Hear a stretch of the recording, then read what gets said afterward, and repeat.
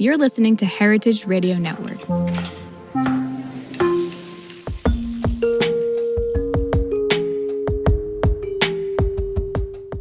This is Lecker. I'm Lucy Dearlove.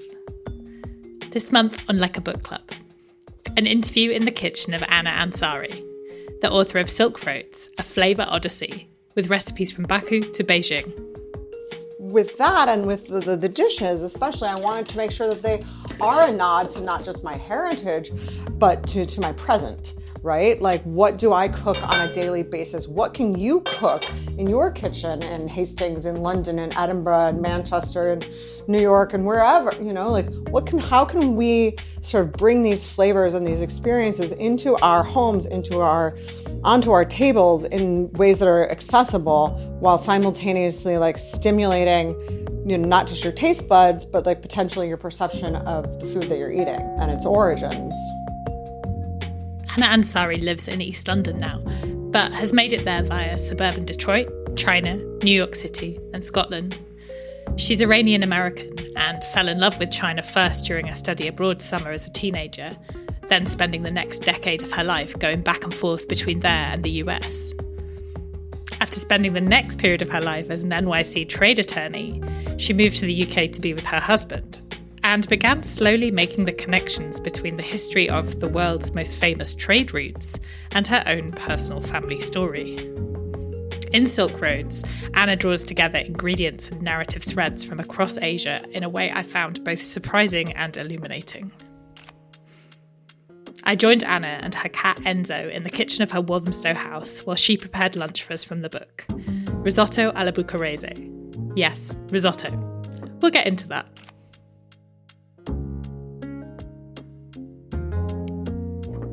This book has gone on its own long journey. But I really started in summer of, what was that, summer 2021, maybe?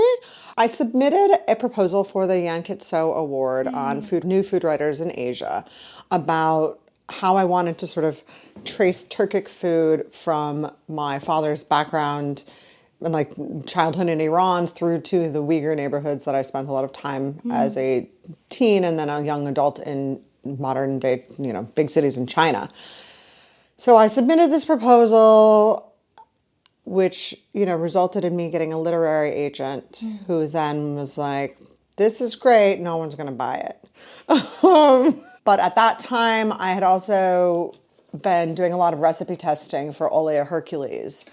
And yes, and so she was the one actually who encouraged me to submit an essay, to submit this project to the Yankit So Award, because I had, it was COVID. We just started chatting online and I took all of her online workshops and I recipe tested for her and I would send my feedback on the recipes to her. Yes, this was delicious. Yes, this was also delicious. Everything's delicious, but where's the salt and yada, yada, yada.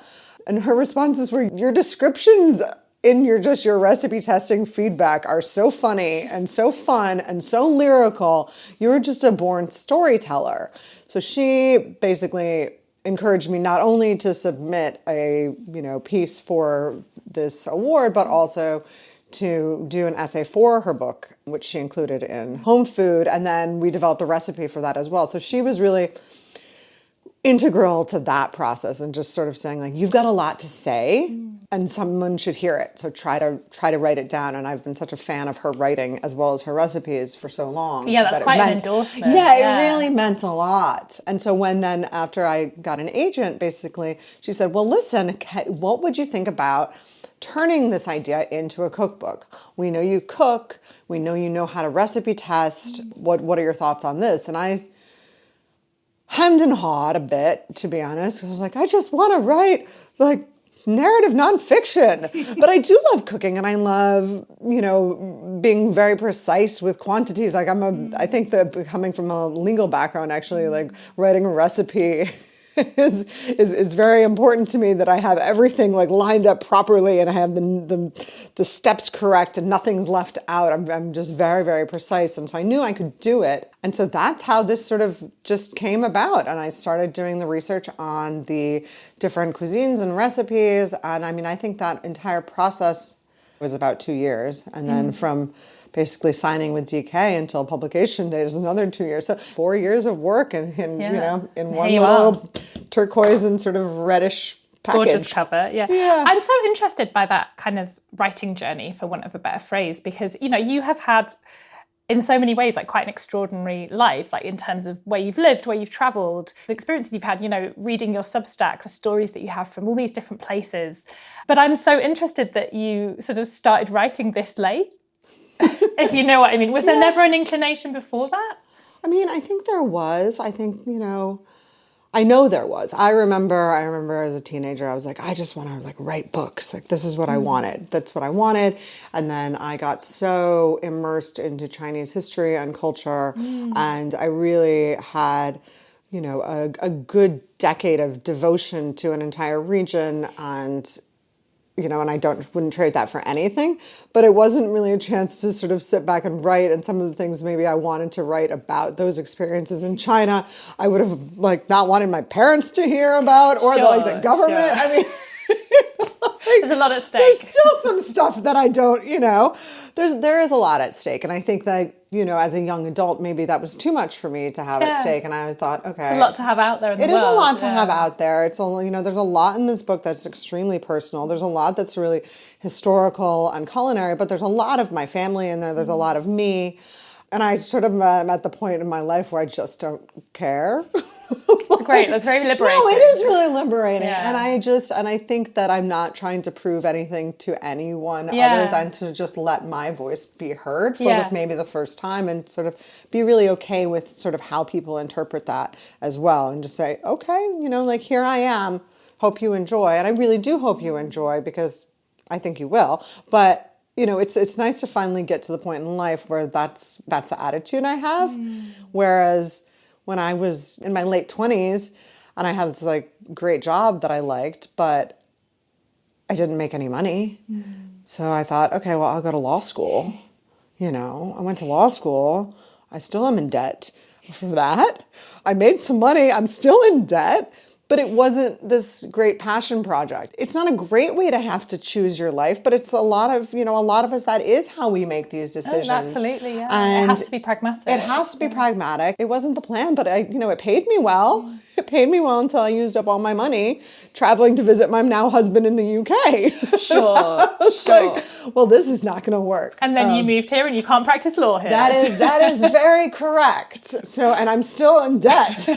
I think about this, I think one of the reasons I am so passionate about this book is not only what is between, this beautiful cover, but for what it means to me, is that I did move here. And like so many immigrants across time and space, I've given up my profession to move to a new country, to make a new start, to have a new family. It is the sacrifices that you make. The sacrifices you make when you move sometimes. Sorry. No, and it's really important, but it's been a real struggle moving here and realizing, I worked so hard, even if it was not a career that I totally loved, I was good at it and I worked really, really hard. Yeah. To not have that and to have worked so hard for so many years to get to a place where you're successful in your career and to be told that is no more. So for me, this is really also, it's a big deal for me, this book, because it is a journey of career-wise, and to get, hopefully, I loved writing this book and I have ideas for more. So I want to be able to sort of not have another career sort of nipped in the bud.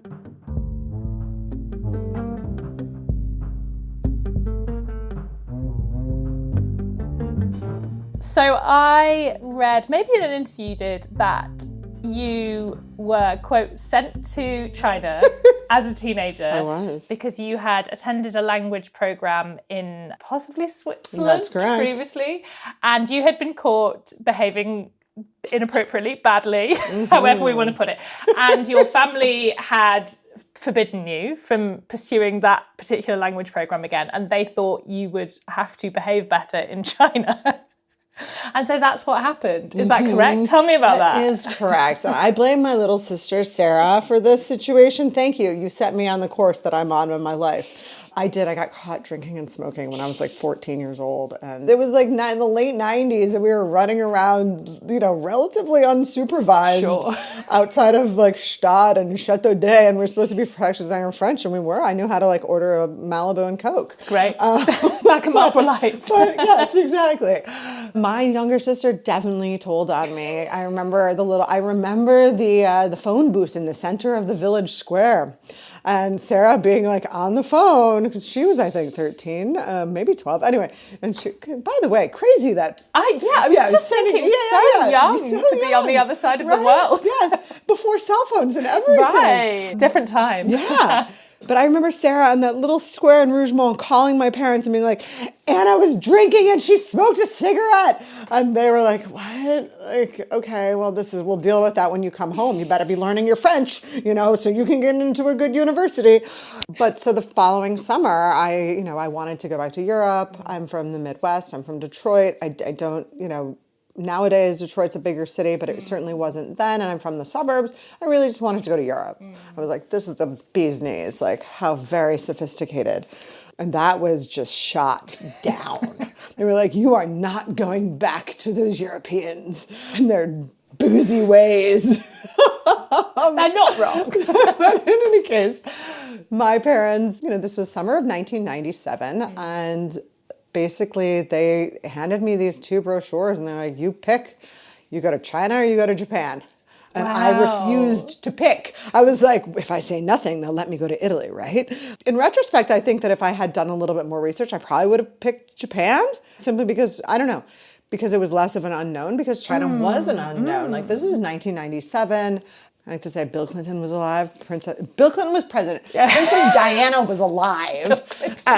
Bill Clinton he's still alive. Still alive. But by the way, this was pre-Monica Lewinsky. Like, this was before that. When you put it like that. Yes. Like, this was way back when. Yeah. But so I didn't pick, and my parents picked China. They said, well, we're going to China for the summer, and we think that this is going to be an interesting region.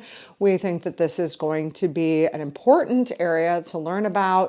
And also, this will look really good on your college applications. And I was just in tears. I was just like bawling my face off. I remember getting onto the plane, crying, getting onto the plane. And they just let me go. They were just like, well, there you go. You're getting on the plane in tears. And so how long were you going away for? I was 6 weeks. Wow. That's a 6 long weeks. Time. Yeah, I was 15. Shanghai, summer of 1997. And I have to say, I remember arriving in Shanghai and walking out of this airport that's no longer used and just being so overwhelmed. And I remember my eyes just like bulging out of my head and like my face just breaking into some massive grin. It was like the coolest place I'd ever been, from like literally moment one, like not day one, like second one. It was like the doors opened and this whole new world presented itself to me. And I was like, where the H am I? And I never want to go. I never want to leave. This is amazing.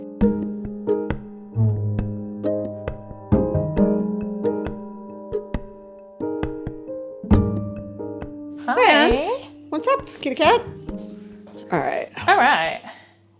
We are going to make some risotto. When you said you were going to make this, and I hadn't fully read kind of I hadn't in-depth, I'd skimmed the rice chapter, put it that way, when I was kind of plowing through the book to do some research. Fair. And I went back to it and I was like, oh, this is so interesting. Because my immediate reaction was risotto in a book about Asia. Oh, I have 2 risottos.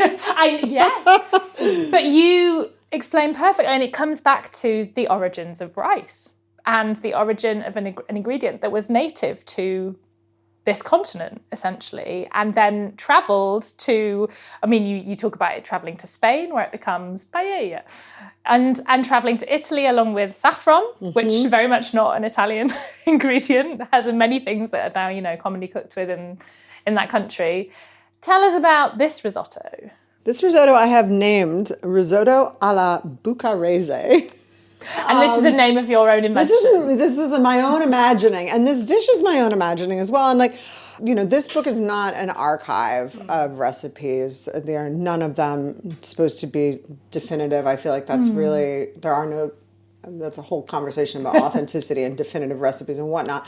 But a lot of the recipes are my takes on things, and this is my take on something that is a Bukharan Jewish dish called sabzi bakhash. I actually don't know how to pronounce it, which sabzi means herbs in Persian. Gourmet sabzi is one of the most sort of beloved Iranian dishes, this very deeply green herby stew with kidney beans and lamb or beef and dried limes. And sabzi means herbs, which just means herbs. So sabzi comes from the Persian, and so did the Bukharan Jews. Right. So did the Bukharan Jews, who, you know, the Iran and the Persian Empire over, you know, centuries has a very, very, very, very deep Jewish history. Actually, it's been a very like multi-ethnic, multi-religious place until relatively recently. As with so many other political changes, sometimes empires come in or new rulers and they kind of persecute. And at some point in time, I think it was in the Sasanian Empire, Judaism was not welcomed in Iran, and so you had a lot of immigrants. You had a lot of migration of Jews across Central Asia, and a lot of them, a big number, settled in Bukhara, in Uzbekistan, where you can still find a very thriving Jewish community there. And this dish, well, they basically were coming from Iran, where you have all these like sabzi, green herby dishes, and moving to Uzbekistan. Basically, this is a dish that you would prepare on the Sabbath. In Judaism, you know, you're not supposed to work on the Sabbath, and that includes turning on any sort of utensil, cooking implements or whatnot. So what they would do traditionally is apparently cook this dish, which is a lot of herbs and meat and rice, in I think a sheep's stomach, a special kind of bag that you would hang and sort of like slow cook it overnight, so that you could, you know, have it started before the sun goes down on Friday. You could have your Shabbat meal and then eat it the next day on the Sabbath and it'd be nice and warm and ready to go without having done any work. Yeah. But, you know, I don't have one of these sheep's stomach, and I'm not Jewish. So I just really wanted to learn about this dish, and that was my whole goal when I was researching like Bukharan cuisine specifically. One of the many things that went across the Silk Roads was religion. As the people went, so too did religion. You had Christianity, Judaism, Buddhism, Islam, Zoroastrianism. Like there's so much. I mean, you can see it in the arts, you see it now, and I wanted to make sure that it came out in the cuisine as well, to have something that is representative of not representative of what we typically think of as Muslim food in this area. Yeah. That there are these other peoples and cuisines who have different religious inclinations, religious beliefs. And so that's this, but I couldn't figure out how to make it because I don't have a sheep's stomach. And then when I was in Bukhara, there was a cooking class announced saying Jewish plov cooking class here. And you were like, and I was like, sold. And it was down the street from a very old and still working synagogue. Also on the same little alley, there is one of the only Hebrew schools in all of Central Asia. Wow, there's this still very, very thriving community that's been there for centuries. Even throughout the Soviet era, you know, this was not a religion or a community that was silenced. And a lot of traditions remain, including, you know, Jewish cooking class, which did not use a sheep stomach. It basically, what they taught in this class was to kind of make this dish alla a risotto. And I say that alla a risotto in that, you know, when you make a traditional, or what we consider to be a traditional risotto, it's this slow addition of stock, of hot stock to a pan and letting the rice grains absorb it, and then adding some more and sort of staying there slowly doing it. This was like a couple of big drops of water, like pour in a ton of water, then the rice absorbs it, then pour in some more and the rice absorbs it. But I figured, you know what? A fun way of sort of showing how this dish evolved, not only in my conception of it and my book, was to sort of just make it like how I know how to make a risotto, but use the flavors and the ingredients that are traditional both to that dish and also a little bit to sabzi plov, which is the Iranian dish that is an herbed rice that you typically serve around, well, I mean, I would typically serve it every day if I could, but it is traditional for Iranian New Year.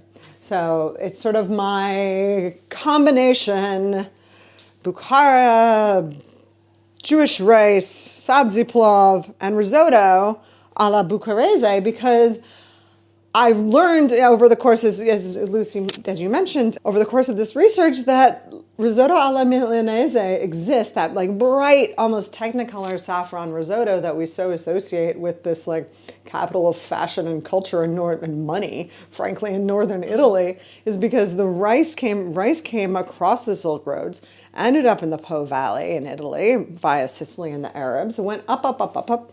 Suddenly you got, arborio and Canaroli, arborio at least, in Milan, which also was ruled by the Spanish, who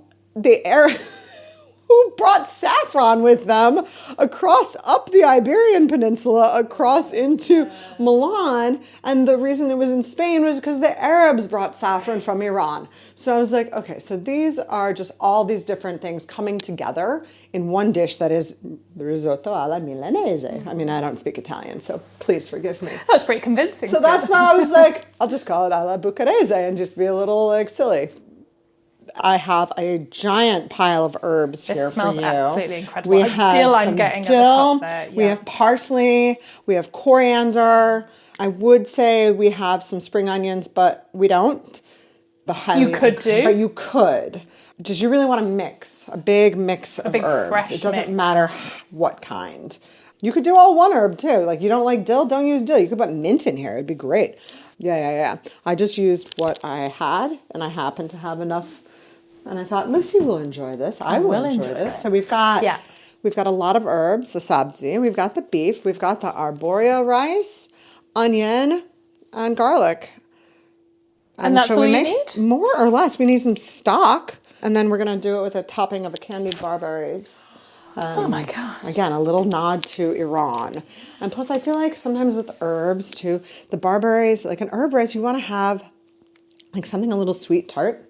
I think like always works nicely. And the barberries to me, just again, this is my heritage sort of, like I'm making something new, but from these flavors and dishes that I've kind of had my whole life, which is meaningful to me. I'm like, oh, this Bukharan Jewish plov is also sort of like sabzi plov. But I think that's sort of the connections that you've obviously made in the writing of this book. So they really bring it to life. And, they took me from, as I said, being like, oh, I'm so interested that Anna's writing a book which sort of incorporates not exclusively Chinese food, but that is an element of it. And it all sort of reveals itself to be making sense with even your own heritage, which in a way that feels quite unexpected, and maybe it shouldn't.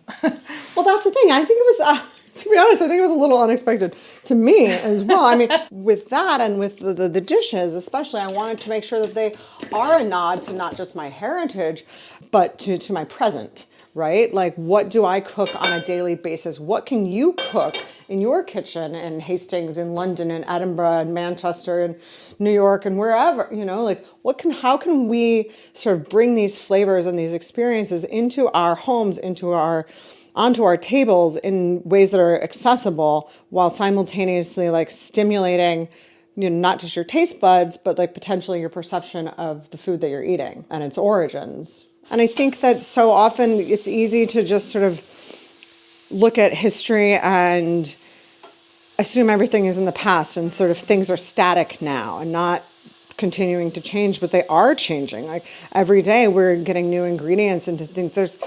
No matter what they say, people are moving. And and we, unless something drastic happens, like borders are, permeable. Yeah. And they will be. Yeah, no matter how hard they try. No matter, and that's the thing. Like, and this is, was important to me, I think, in the proposal part of the book, is I really wanted to make it clear to people who were evaluating this for publication that I didn't want it to just be a book about history and a book about specifically these regions, but more a sort of example of the immigrant story and over time and geography and space, and like that we're still doing it, and like that's beautiful and it's delicious.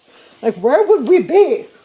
Yeah, it's interesting though, isn't it? Because I feel like there can be a nervousness around talking about and cooking a food that isn't quote unquote your own. Oh, yeah. Like, did you feel that? Do you feel that?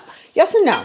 Yes, because I think that that is a valid concern that anyone and everyone should have, which is to say I think that you should totally go out and cook cuisines and dishes that are not your own, but ideally with some thought, respect from, or just, you know, an attempt at understanding. I think that for me, it's the fact that like this is my food. And as I said before, like I'm not trying to give you some sort of definitive recipes. Yeah. And I like some of my recipes start with articles, like the recipe title. Like it does not say Uzbek plov. It says an Uzbek plov. Like this is just one of I really a like that gazillion. Differentiation. Like, yeah. but it's important to me, and it was you know it's that linguistic difference though. So this is just one of many. Yeah. There are a myriad of these recipes. There are a myriad of interpretations of these dishes, and I'm just going to offer you one because this one's mine. But also, I mean, I am Turkic. Yeah. You know, so you're right. This is also mine. Like my grandmother's maiden name was Chini, my father's mom. Chini, which is a designation that was given to people in Iran, you know, generations ago. They were pottery importers, ceramic importers, who quote unquote traveled the Silk Roads to China. China, like this is literally mine. But so I think the Chinese recipes, I was very, very, very, very aware of wanting to, again, be very respectful of the fact that I am not Chinese. Yeah. I'm not East Asian. My mom's from Michigan, born and raised white lady. Family came over on the Mayflower, actually. That's incredible. So hey, that means that this country's mine too, right? Yeah. But also her other side heritage is from Germany. Right. So like I have a bundt cake in the book that really was how my mother tried to entertain our Iranian diaspora community in Metro Detroit in the 80s and 90s, where she wanted to make something that tasted like something that Iranians would like. So it's an almond bundt cake, but so she didn't like mess it up by trying to make an Iranian cake. So she just made a bundt cake because she was like, I'm partly German. And like bundt cakes are far more common in the US than they are in the UK. And I think that it has to do with our sort of larger Germanic heritage. So it was just I'll just make a bundt cake. And there's something very like quite show-stopping about a bundt cake, kind of the height and there's quite a lot of drama there. There's a lot of drama. There's a lot of drama getting it out of the tin. It's only show-stopping if you manage to get it out. And I've learned over the years, you have to flour and butter that baby like you would not like you think you've done it? Do it again. Do it again. Otherwise, it's going to be a disaster. Yes. But once you do that, it is show-stopping and frankly quite easy. Actually, you just pour all the batter in and then pull it back out. As long as you've greased your tin. I know you really have to. All right, okay, so we've got the beef in. Beef is brown. We're going to add the garlic. Okay, great. It's smelling incredible already. I'm going to add 500 ml of water. So, what was being cooked in your home growing up? What were you eating things like? I mean, not specifically this, because this is obviously like we've talked about the story of this quite specific dish.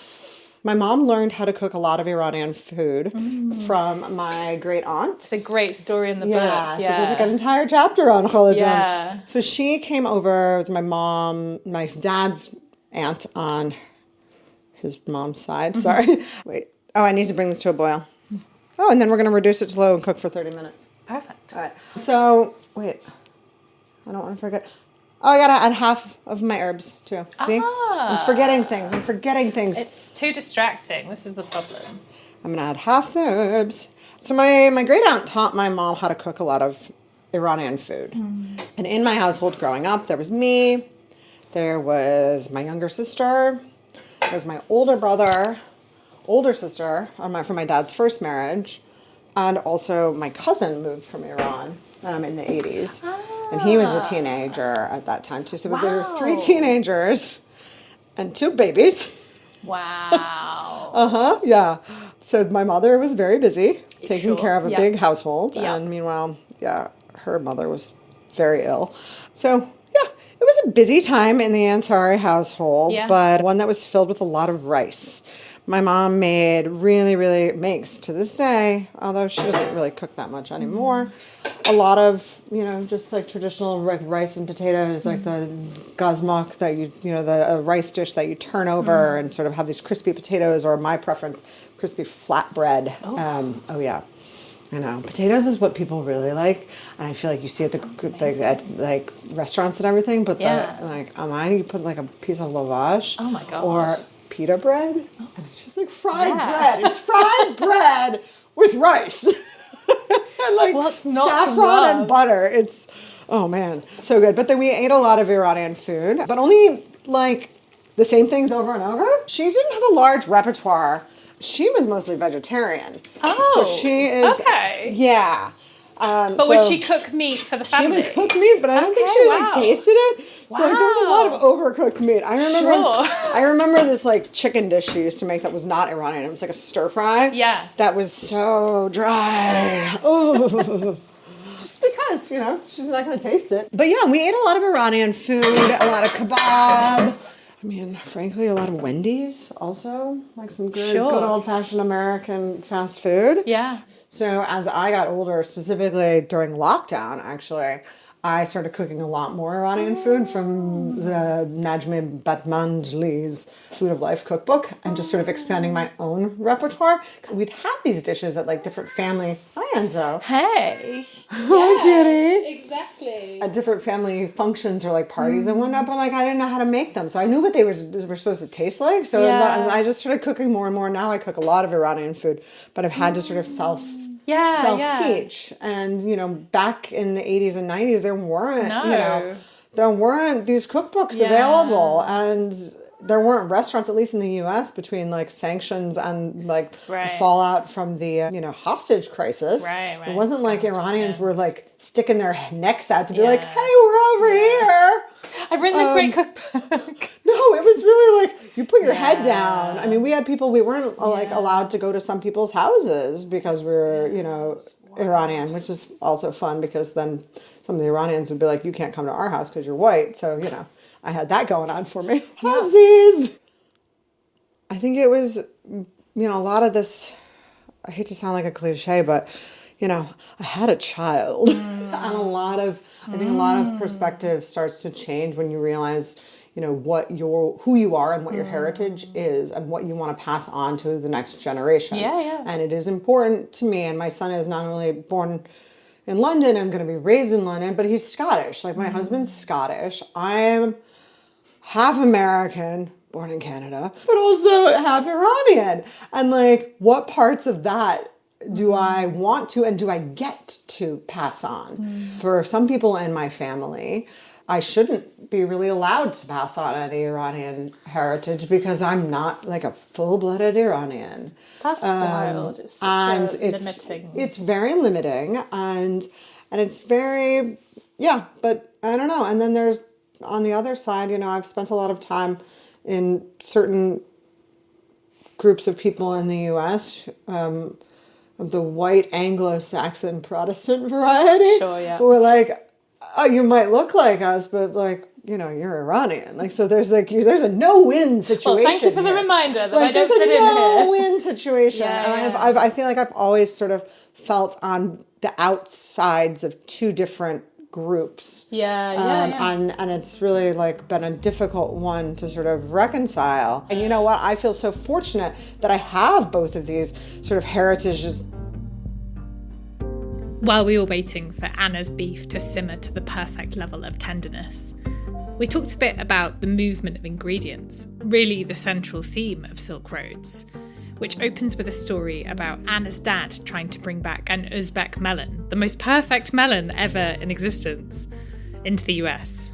What I hadn't realized in my father's Uzbek melon story of all of these years was that melons actually, come from Uzbekistan. Like this is where they have been basically born and raised since time immemorial. Like there are archaeobotanical findings of melons that go back thousands and thousands of years. That's incredible. So every single melon that we eat today is basically the progeny of these Central Asian melons. Yeah. And so as I did research for the book, I think what ended up being really fun and interesting for me and hopefully makes the book itself enjoyable and interesting for readers and cooks alike is that I sort of looked into where a lot of the other ingredients originated. So my initial thoughts have been like, how did these Turkic flavors move across these borders and across these geographies?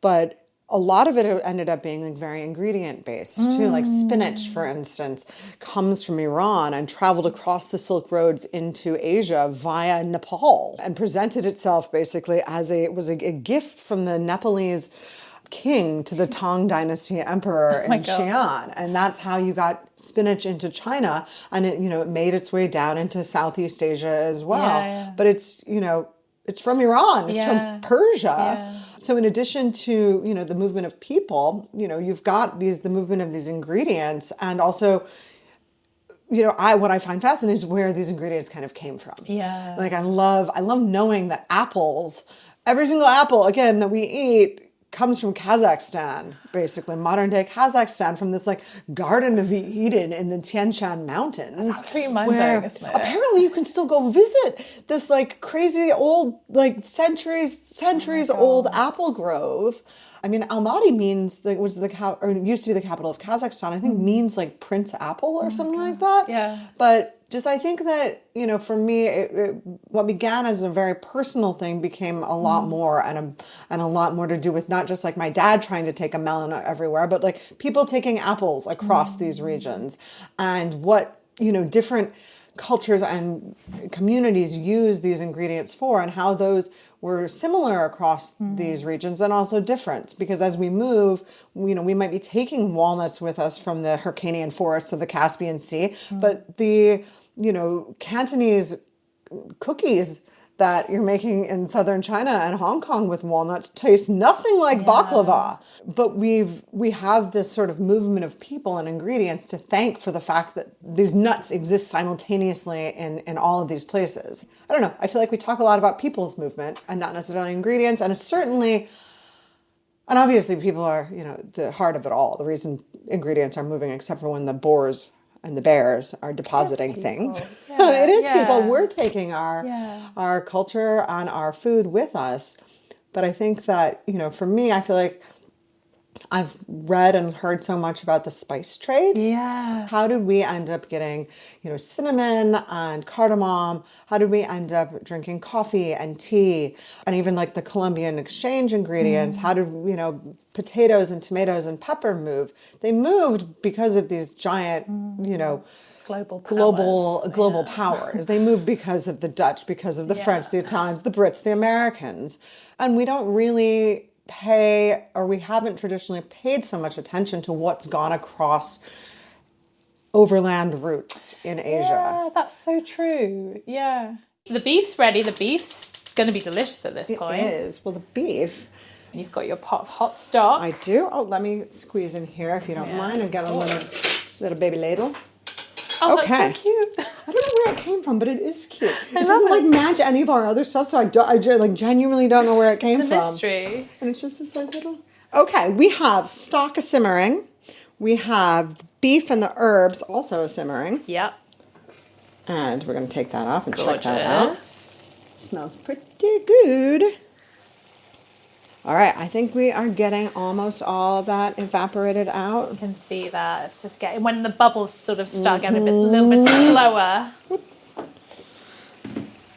And you talk about that, you talk about when you had the experience in I think Shanghai, maybe Beijing, correct me, and you're kind of down this little alley and you experience Uyghur food for the first time.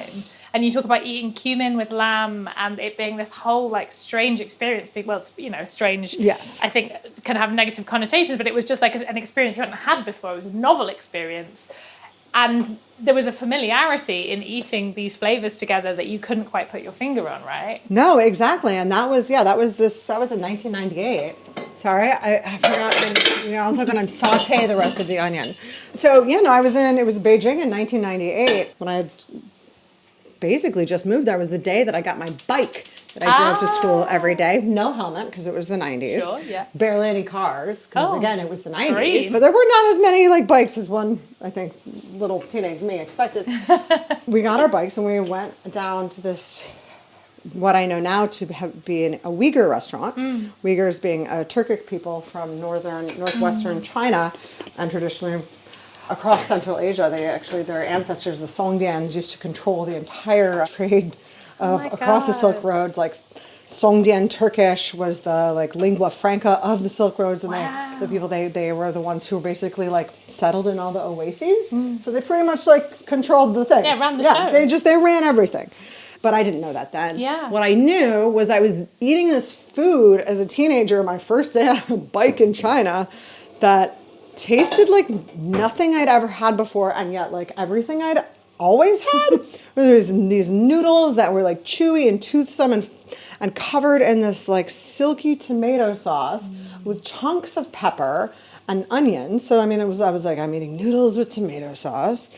And then there were these so that's familiar. But what is this flavor? Turns out it's cumin. And why are there these chunks of this fall apart, tender to the bite lamb in here? And when I eat it all together, it tastes sort of like Iranian food. And it tastes which again, it turns out it's because it was cumin, and I did not know what that was because I was 16 years old. But it was so confusing to me because I was like, why does this taste like everything? And what am I eating? And can I have some more? Over and over. And I, learned very shortly thereafter what and who Uyghur people were and are, and why. The why came a little bit later, which is to say, I don't think I realized that until I was researching this book that cumin actually comes from Iran as well. And made its way over. The line becomes a circle once exactly. again. Cumin comes from Iran and Turkey, basically, and made its way east and made its way into a lot of Central Asian cuisine and into the Uyghur, restaurants in the back alleyways of China in the 90s. And now, there's Uyghur restaurants in London aplenty, which is incredible. Yeah, I passed one on the way here. Yeah, we can get it on Deliveroo. I could never have imagined in the 90s or early aughts that I would be able to order Uyghur food to my house. Yeah, in London. In London, first of all. Why? Because I could in Beijing. But, back then, you couldn't really, there were not a lot of Uyghur people living outside of China. And so if you wanted to eat Uyghur food, you pretty much would have to be within the borders of the People's Republic of China. Yeah. And now there are not as many places or chances to eat Uyghur food in China. Yeah. So we're very fortunate that there has been this emigration, and people who maybe are not able to share their cuisine as easily as they once were in their homeland are now able to do it, on Hoe Street in Walthamstow. Yeah. All right, we're going to add the rice to our pan. Okay, now we're going to turn this one off. So I'm going to actually switch this. We're going to switch. Okay, so rice is going in with Rice the is onion going and in herbs. with the onion and herbs. Okay. So you've, as we've talked about, you've lived in a lot of different places. You've moved around a lot. As you've moved from place to place and kind of back again and away again, what are the things that you have taken with you in the kitchen, either literally or metaphorically? Rice. Right, okay. Rice. Yeah. I remember my first apartment in New York was senior year in college. This is 2002 to 2003. And I remember when we were outfitting that apartment, me and my roommate, and she was buying I don't know, probably muffin tins or something. And I was like, I got to get a rice cooker. I had that rice cooker for a while. It went into storage when I moved to China, but I just wanted to make rice. And then I sort of figured out how I could make gazmak without learning how to make it on the stovetop, which I now do very well. And in fact, the first day I was able to do that in law school, I called my family on the phone. I was like, I did it! Eureka! I did it! I made the best, I made real Iranian rice perfectly. But I still have a rice cooker. It's funny you asked that because I was thinking about it yesterday, actually, because I used it to make some rice for my son. But the rice cooker itself I've sort of had everywhere. But really making rice and trying to approximate Iranian rice, even when I was living in China, I'd be like, how do I make the gazmak, and specifically not the potato one that I have a recipe for in the book, but the bread one. How can I keep making this and having this in my life, especially when I didn't know how to make it properly. But definitely that. And that I mean, just the ability to have something that really tastes like home. Yeah. I think, yeah. and especially if you have lived in a lot of places, to always be able to do that. And to like, even if you're far away from your parents or your kids or whatnot, you can, you know, feel comforted by that. Yeah. But other stuff, I mean... Any utensils that's that what have I'm travelled with thinking. you? So you've got a lot of like beautiful things in your kitchen. You've got this like fantastic sort of textured So that's from artwork. Georgia. Amazing, I love it. You've got a spring onion. Is that kipper? Some kind of cured fish? Not a kipper. Some kind of cured fish. It's a bottle of Stoli. It looks like. Cigarette in an ashtray. Cigarette in an ashtray. I love it. I think this is meant to be an old cigarette packet. Sure, yeah. This is a painting from Georgia as well. Apparently this guy is well known. I have no idea. Is it an original? Sure. I met the painter and he was like, no, it's me. And he showed me his website and he was like, God. That's great. This is from France. This is my salt, like a French tin enamel salt cellar. Lovely. On the wall. On the wall is a little spice rack out from the Cotswolds. Great. This is a potato. I have things in a potato basket from from France. La Charente. From La Charente, from the fancy little potatoes, pomme de terre. Love that. And that's Spanish strawberries. I like collecting things. Yeah. Oh, and this apparently is a Ming Dynasty thing that I've broken. That you've got your utensils. Yeah, that's right. You can find it also in the DPS of my dessert chapter, filled with flowers. Oh, yes. I love it so much, and I broke it. How did you end up with that? I got it at an antique market in Xi'an, and Sure. I recently showed it to a family friend who is like a really big art collector and has an entire like collection of like Tang and Ming Dynasty celadon. He was like, oh yeah, that's definitely Ming Dynasty. And I'm like, yeah, well, my utensils live in it, and I broke the handle off. So hey, things should be used whatever. Ai Weiwei breaks pottery, so can I. Right. And this is there's a sort of copper and silver plate in front of my stove here that is from Iran from the 60s. It's my dad's. I like things that have history to them. Yeah, they've had a life. Exactly, and I like my home to feel like it's had a life or is in the process of being alive. Like, we've been in here for 7 years and it's not done yet. Yeah, you know, it's like the decorations are not finished. Yeah, and I envy these people sometimes who I see these homes and whatnot where everything is just so manicured and like clean and everything. And it's done. I'm like, how can it be done? Yeah. You haven't gone on your next holiday. I think I've thought about so much in terms of the book and, you know, the immigrant story as like the things that we take with us sort of metaphorically, right? Like that we carry into our kitchens or in our memories or, you know, in our taste buds. But yeah, there's also a bunch of actual physical stuff that we do take with us that does make it, you know, feel like home. And those are those goods as well, historically, that again, were taken across, you know, these trade routes and, you know, integrated into new lives. I mean, my dad used to just come back from Iran with like suitcases filled with carpets and pistachios and dried chickpeas and like things to eat, but also just like things like this tray, you know, like he would just bring stuff home or like these enameled tissue boxes. I just remember always seeing these like beautiful tissue boxes that we had. I don't know where they are now, or like inlaid tissue boxes. This is what, you know, I grew up around in this sort of very, very hybrid household of, you know, not just cuisine, but decor and items. All right, what's next? Oh, we're just gonna make the barberries. Sorry. Got some date molasses. So we gotta do this relatively quickly because you don't want the barberries to burn. Yeah. All right. Is this all I want in here? Yeah. I'm just gonna let this sort of.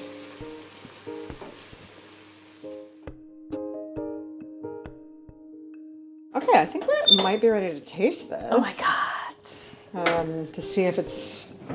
See the texture of that rice. Yeah. Hello. Tell me how much you want. Oh my God. That looks perfect. Yeah. Thank you. Right.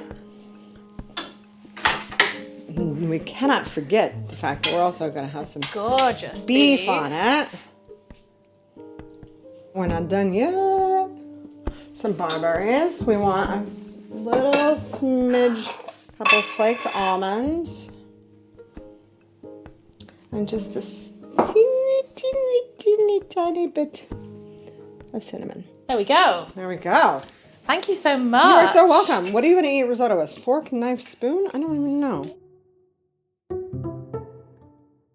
Lecker is hosted and produced by me, Lucy Dearlove. Thanks to Anna Ansari for being the guest on this episode. Silk Roads is out now. You should also subscribe to Anna's Substack, Where in the World is Anna Ansari, linked in the show notes. A little reminder that Lecker is now part of Heritage Radio Network. You can find out more about this network and listen to other partner shows on their website. Music is by Blue Dot Sessions. Lecker is an independent podcast which is generously supported by listeners. If you enjoy what you hear and you're in a position to do so, I'd really appreciate any paid subscribers signing up to support Lecker on Substack, Patreon, or Apple Podcasts. Links are all in the show notes. Once again, to any paid subscribers listening here, thank you so much for your continued support. Your contributions help me continue the work and the running costs of making Lecker. So yeah, thank you very much. And thanks to everybody for listening. I'll be back soon.